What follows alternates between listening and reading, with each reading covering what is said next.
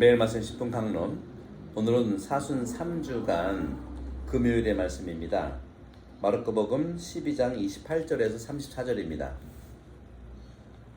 그때 율법학자 한 사람이 예수님께 다가와 모든 계명 가운데에서 첫째가는 계명은 무엇입니까? 하고 물었다.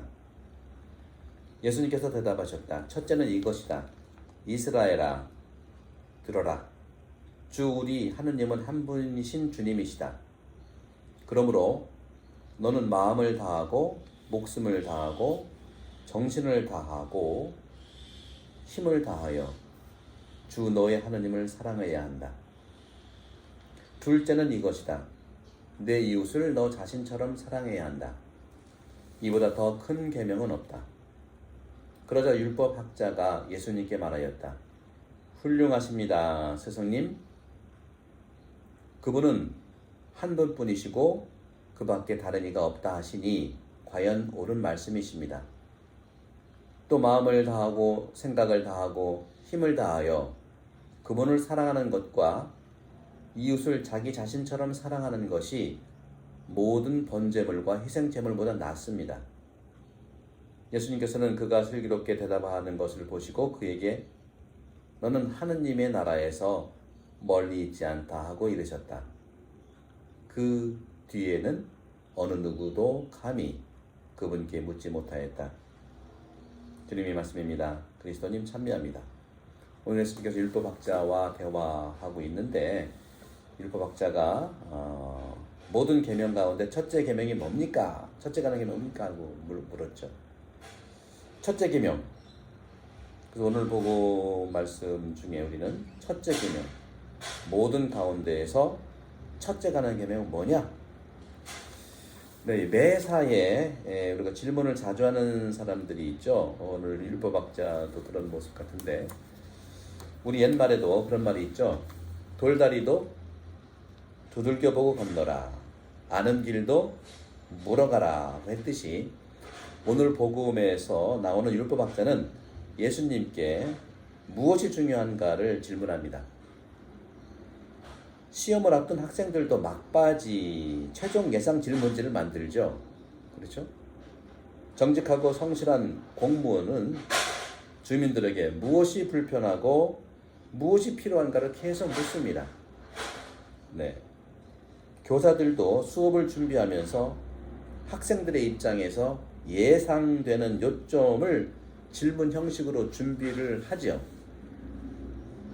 자동차 정비사도 자동차 정비뿐만 아니라 운전자에게도 질문을 통해서 정비와 바른 운행에 대해서 준비하도록 이렇게 진행합니다. 또 정확하게 말합니다. 일상생활에서 모두에게 이러한 질문은 기본에 충실하고 필요한 것과 중요한 것, 그리고 본질이 무엇이며 또 이에 따르는 유효한 책임을 다하는데 필수적인 요소가 무엇이고 또 그것을 발견하는 데 매우 도움이 되기 때문이죠. 그런데 이렇게 성실한 삶의 기초, 곧 첫 자리에 무엇이 필요하고 또 무엇이 자리 잡고 있습니까? 오늘 복음이 말하고 있는 바는 바로 카리타스, 사랑입니다. 모든 복음의 비유에서 내포하고 있는 것은 카리타스, 사랑이에요. 이웃 사랑이죠. 하느님 사랑이죠. 오늘 질문하고 있는 율법학자도 바로 사랑의 기본에 충실한 자기 때문에 즉시 주님의 말씀을 알아듣습니다. 우리 본당에서 이루어지는 모든 제가 하는 매일 복음 말씀이라든가 또 신학개론 대강좌라든가 또 여러 가지 앞으로도 계획이 있습니다만은 조금 저 말씀 무슨 어렵다 고 생각하면 사랑 카리타스를 생각하시면 돼요. 카리타스를 얘기하는구나, 은총을 얘기하는구나, 축복을 얘기하는구나, 그렇게 보시면 돼요. 초기 그리스도교 교회, 특히 한국의 초기 그리스도교의 순교자들이 공경을 받는 데는 그들의 죽음이 사랑의 표징이었기 때문입니다. 친구를 위하여 목숨을 내놓는 것보다 더 큰 사랑은 없다. 요한복음 15장 13절이죠. 2세기 리옹의 이레네오 성인께서는요, 그 당시 영지주의자들, 그노티시즘이라고 하죠. 영지주의자들을 대항해서 싸웠습니다. 교회를 지키기 때문이죠. 왜냐하면 영지주의자들은 그들 삶의 첫 자리에 사랑을 두는 것이 아니라 영지, 그노시스, 곧 인식, 컨디션, 그것을 놓았기 때문입니다. 아는 것은 중요하지만 아는 것만 가지고 되지 않는 것이 그리스도교의 사랑의 가치입니다. 아는 것은 그것 중에 믿는 것이고 또 믿는 것은 사랑을 실천하는 것이죠. 이레네오 성인께서는 구원을 위해서 많은 인식이 필요하지 않고 많이 사랑하는 것만이 필요하다고 말씀하셨어요. 한 달 영신 수련 피정이라든가 사순절 단식, 고행, 금욕 등 여러 가지가 있죠. 이것도 역시 사랑이 없이는 그 모든 일이 피곤한 일이 될 수밖에 없습니다. 피곤하죠. 결국 우리 삶에 유익하지 않게 된다는 것입니다. 시리아의 수도자 치로의 테오도레트는 엄격한 수도 생활을 기록한 종교사 책에서 오직 사랑은 모든 삶을 정당화하고 불가능을 가능하게 한다는 결론에 이르렀다고 회고하였습니다. 주님께서 말씀하십니다. 너는 마음을 다하고 목숨을 다하고 정신을 다하고 힘을 다하여 주 너의 하나님을 사랑해야 한다. 마르코복음 12장 30절입니다.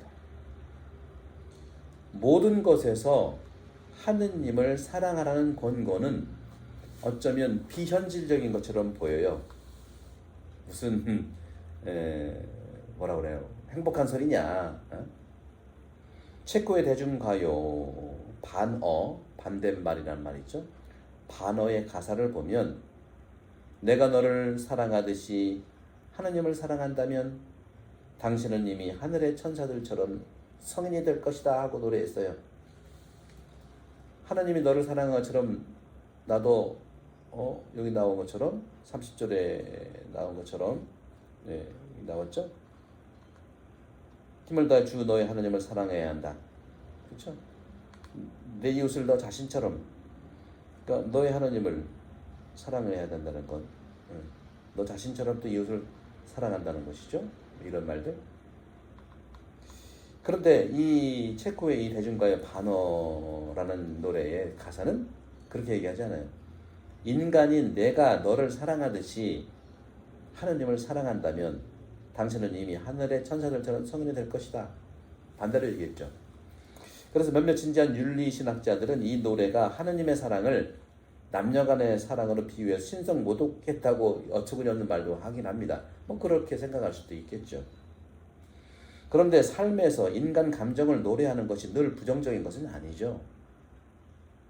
우리의 모습 하느님을 닮았기 때문입니다. 오히려 인간 사랑 안에서 그 사랑의 본질을 느낄 수 있습니다. 15세기 예수를 창설한 이냐시오 성인도 하느님께 큰 영광을 위해서 세상에서 그리스도를 전하고 있는 것이죠. 그럼에도 불구하고 대부분의 인간은 하느님보다 인간적인 많은 것을 사랑합니다. 우리 한국천주교의 정말 설교가였던 차동엽 신부님, 제 친구죠. 차동엽 신부님도 이렇게 말을 했어요. 너는 마음을 다하고 목숨을 다하고 정신을 다하고 힘을 다하여 주 너의 하나님을 사랑해야 한다는 이 말씀에서 영감을 받아서 무지개 원리라는 베스트셀러를 출간했고 젊은이들 사이에 상당히 관심이 되는 책이 되었습니다. 제가 여기 있을 때 젊은이들이 이 차동엽 신부님의 베스트셀러 무지개 원리를 사다가 그 공부를 하고 있더라고요. 구체적으로 젊은이들에게 희망이 되는 말씀이죠. 이스라엘 사람들의 성공과 발전의 뿌리가 바로 하느님을 사랑하는 여기에 있다는 것이죠. 따라서 차 신부님은 무지개 원리에서 이스라엘 사람들의 사랑의 원리인 힘을 다하여 가슴을 다하여 목숨을 다하여 임하는 자세를 현대 정보와 함께 모아서 현대인들에게 전인적 자기 개발의 원리를 제공한 것입니다. 이 무지개 원리는 힘을 다한다는 이 지성 개발, 가슴을 다한다는 감성 개발, 목숨을 다한다는 의지 개발을 하자는 이 시대의 통렬한 충언을 담고 있는 전문적인 서적입니다. 저는 말씀드립니다. 예수님께서 말씀하신 마르코복음 12장 31절, 이보다 더 큰 계명은 없다. 아들이 칭찬을 받을 때 어머니는 행복하죠. 그렇죠.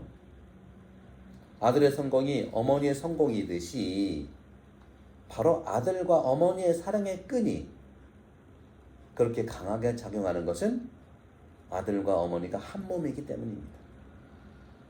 이런 영적인 통합성은 구약 성경에서 하느님과 이스라엘 백성의 아름다운 모습으로 나타납니다.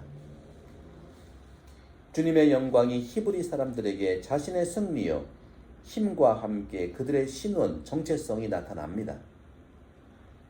히브리인들은 매일 우리 주님 하느님으로 기도하면서 생활합니다. 왜냐하면 그들은 하느님을 심오하게 느끼고 사랑하기 때문입니다. 이같이 우리가 하느님을 가슴으로 깊이 느끼고 사랑한다면 하느님의 영광, 그분의 나라의 성공이 내 기쁨, 우리의 기쁨처럼 느끼게 된다는 것입니다. 우정이란 무엇입니까?